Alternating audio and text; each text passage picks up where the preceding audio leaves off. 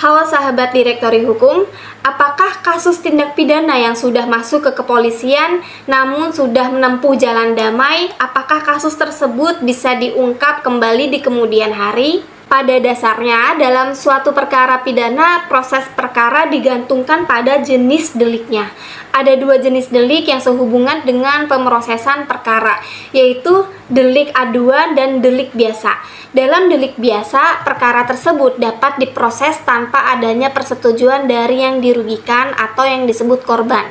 Jadi, walaupun korban telah mencabut laporannya kepada pihak yang berwenang, penyidik tetap berkewajiban untuk memproses perkara tersebut. Nah, untuk contoh dari delik biasa atau delik laporan ini seperti delik pembunuhan, pencucian, dan penggelapan. Sementara untuk delik aduan ini berbeda dengan delik biasa. Delik aduan artinya delik yang hanya bisa diproses apabila ada pengaduan atau laporan dari orang yang menjadi korban tindak pidana. Contoh delik aduan misalnya perzinaan, pencemaran nama baik, fitnah, dan penggelapan atau pencucian dalam kalangan keluarga.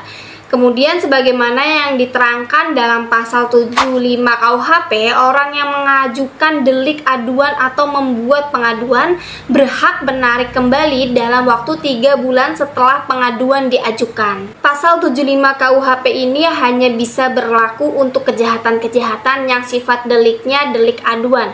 Sehingga bila pengaduan dicabut, maka akan menghentikan proses hukum yang berjalan. Kalau tidak memenuhi syarat pasal 75 KUHP, maka pencabutan pengaduan itu tidak bisa menghentikan perkara pidana. Jadi, perdamaian yang dilakukan tidak dapat menjadi alasan penghapusan hak penuntutan atau peniadaan penuntutan.